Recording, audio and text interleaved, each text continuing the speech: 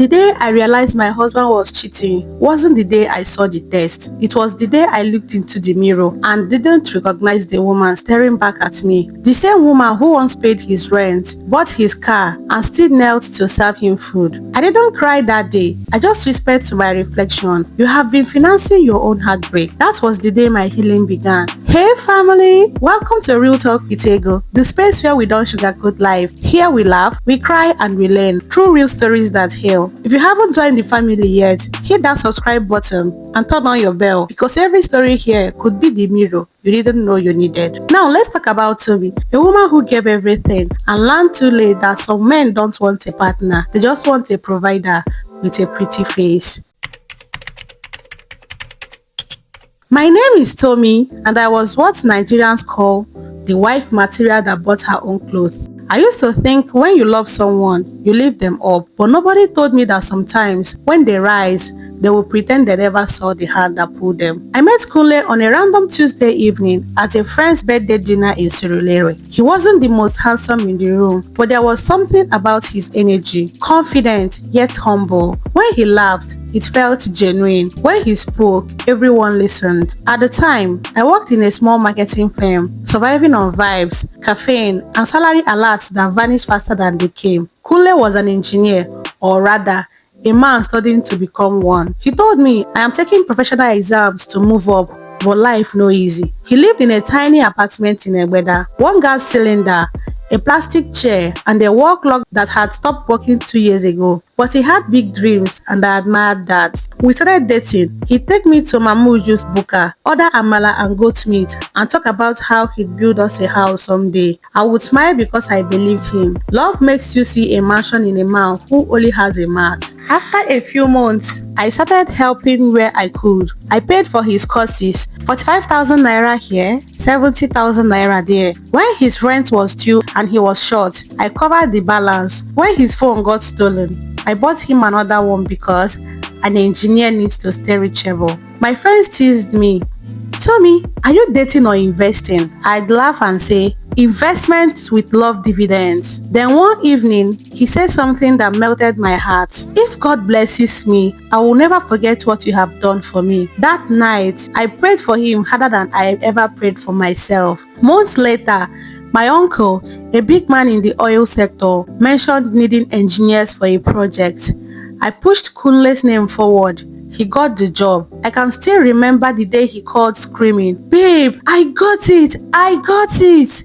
I was so proud I almost cried. When he proposed, I didn't think twice.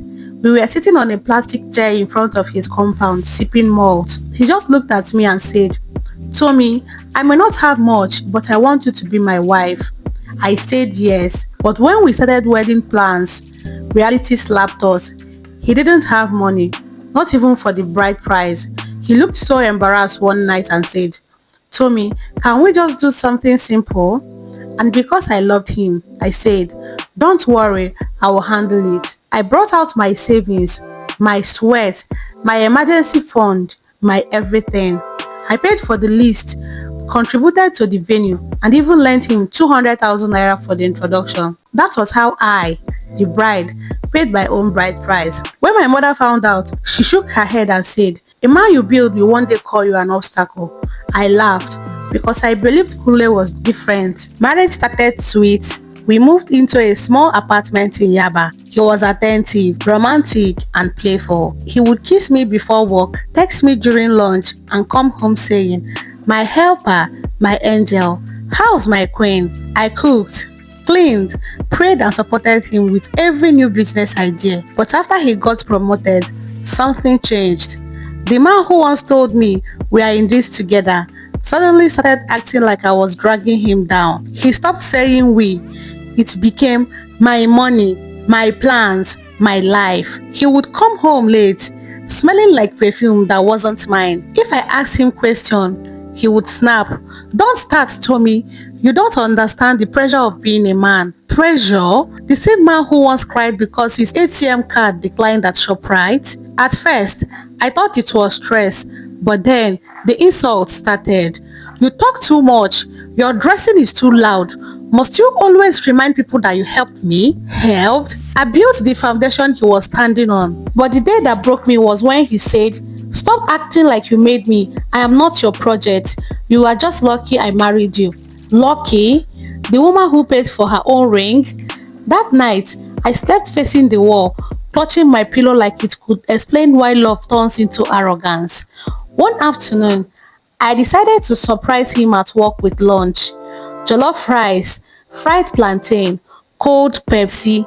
I walked in smiling until I froze. A lady, fair, curvy, sitting on his lap, giggling and calling him baby. For a second I thought I was dreaming. Kunle looked up, saw me, and instead of shame, he had the audacity to frown. Tommy, don't embarrass yourself here. You know how women like you behave when they start earning small money. Women like me? The same woman who financed your dreams? I dropped the food quietly, smiled faintly and said, "Enjoy your lunch." Then I walked away, and that walk was the longest, the hardest thing I've ever done. That night, I withdrew every kobo from our joint account. The next morning, I packed a small bag, took my documents, and left. No fights, no goodbye notes, just peace, the one thing that he couldn't give me. The first few months were hard. I moved back to my old neighborhood, rented a small one-room apartment, and started catering hustle. At first, I cooked for church programs and office parties. Then I started getting contracts. Word spread. Before long, my business, Tommy's Taste Kitchen, started booming. I bought a car, moved into a bigger space, hired staff. One day, while delivering food to a corporate event, guess who I saw? Kunle, looking smaller, duller, and older. He looked like a man drained by life or by karma. 2 years later, he called me, voice shaking. "Tommy, please, I need someone to talk to. She emptied my account and ran off with my friend." I took a deep breath and calmly said, "Kunle, maybe now you understand. Sometimes the helper you despise is the angel you'll later beg." Then I ended the call. Not out of bitterness, but closure. You see, real talkers, love without respect is a burial ground for self-worth. Some women are not lucky their husband married them. Some men are lucky those women ever said yes. When a woman builds with you, she's not competing, she's investing. But too many men confuse partnership for pity and mistake help for control. Tommy didn't lose, she evolved. And life, in its poetic justice, made her testimony the very karma she didn't have to deliver herself. So a quick one, real talkers. Why do some men forget the hand that fed them when they finally eat? Is it pride? Or is it society that teaches them that a woman's success is a threat? And ladies, would you ever invest in a man again after an experience like Tommy's? Or should we all agree that some projects are best left for engineers, not lovers? Drop your thoughts in the comments. Let's talk like family. This has been Real Talk with Ego, where stories speak and souls listen. Until next time, remember, real love doesn't drain, it multiplies. Thank you for watching. Bye-bye.